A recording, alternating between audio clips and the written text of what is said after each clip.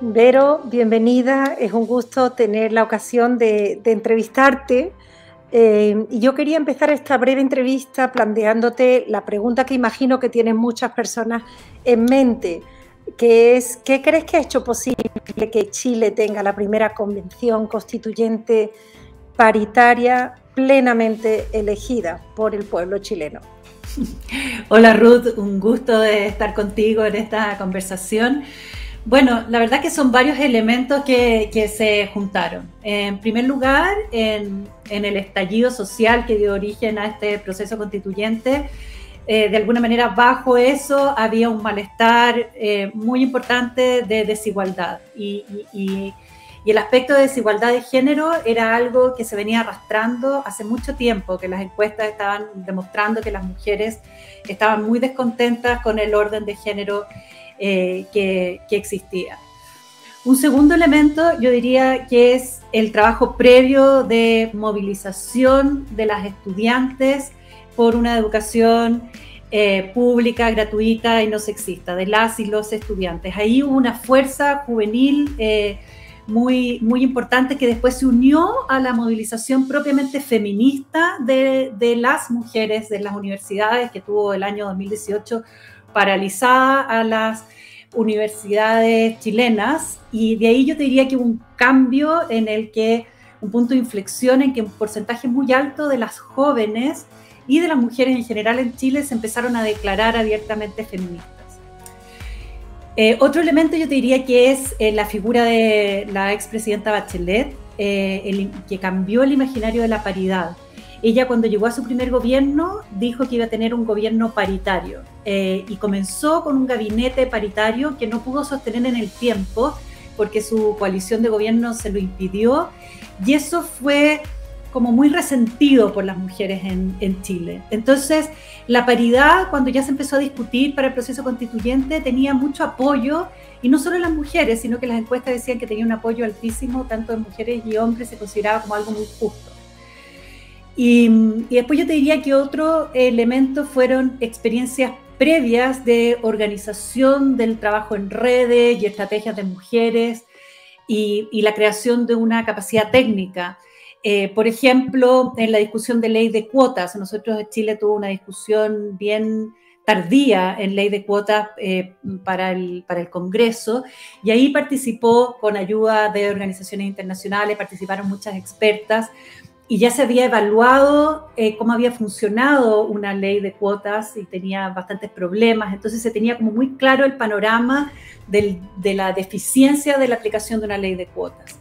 Pero además habíamos tenido una discusión muy profunda a propósito de anticoncepción de emergencia, habíamos tenido la discusión sobre el aborto, la despenalización del aborto en 3 causales, y eso ya había creado una alianza entre mujeres de la sociedad civil, mujeres políticas.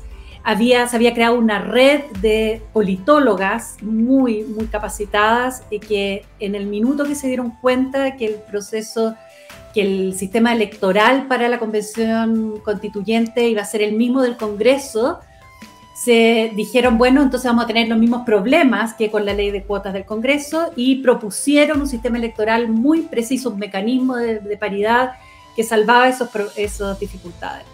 Y tuvieron como mucha resistencia de su propia gente, ¿no? De los propios politólogos, pero tenían tanta solvencia técnica que respondían todas las preguntas.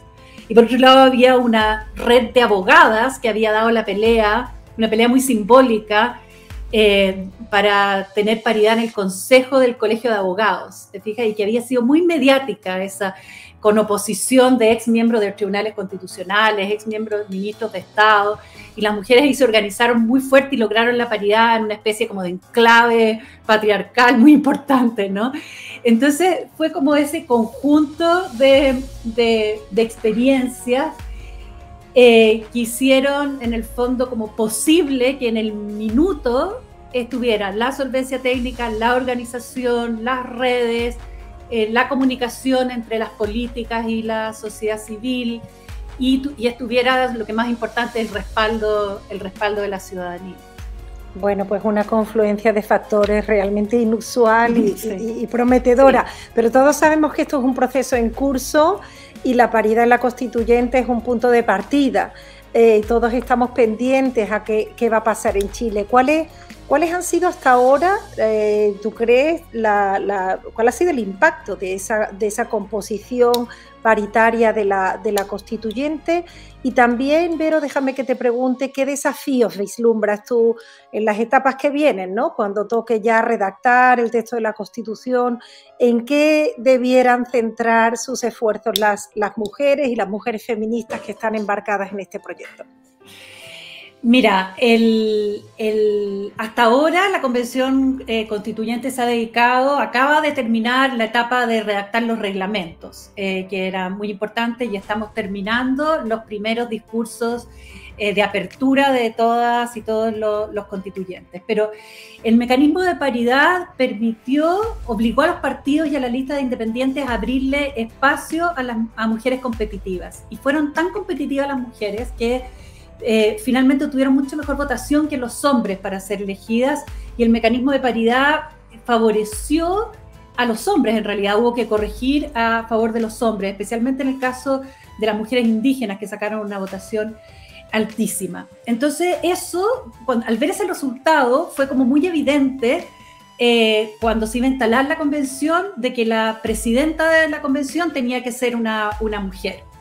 Y no solo fue una mujer, sino que fue una mujer feminista, pero indígena también, una mujer muy poderosa, muy interesante su perfil.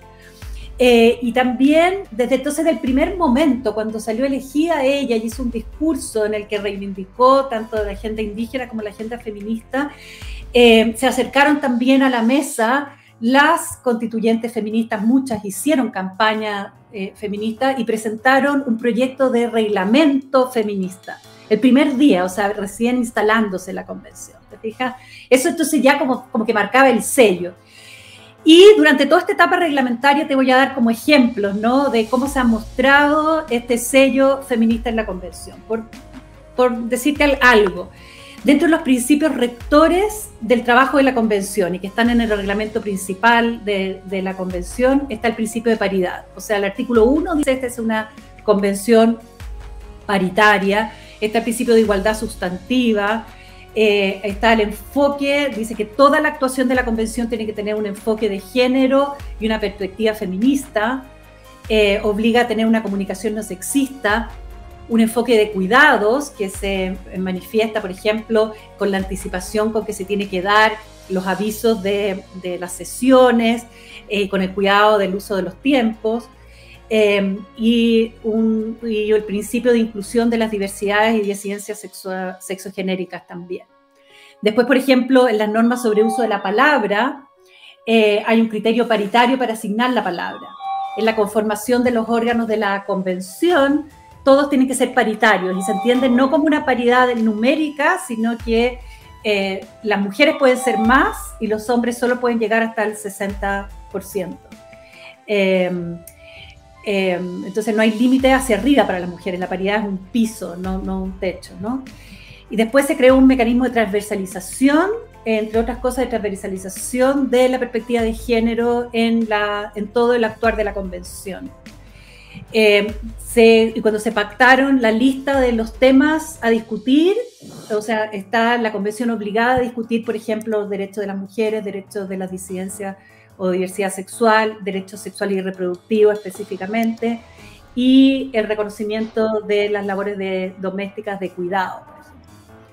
Y yo te diría que los desafíos en adelante son, yo creo que el gran desafío va a ser el de implementación. Necesitamos un Congreso y un gobierno que después de dictar la nueva Constitución esté disponible para hacer operativa, para dictar las leyes, ¿no es cierto?, que la hagan efectiva. Y en este minuto estamos viendo una especie de backlash en las elecciones, en la campaña presidencial, en que está subiendo muy fuertemente una fuerza política muy conservadora y antigénero. Entonces tenemos miedo en ese punto, ¿no? Muchísimas gracias, Verónica. Solo desearte y desearos a todas las mujeres chilenas embarcadas en este proyecto, pues lo mejor, muchísima energía, porque sois un punto de referencia para toda la humanidad. Gracias, Verónica. Muchas gracias a ti, Ruth.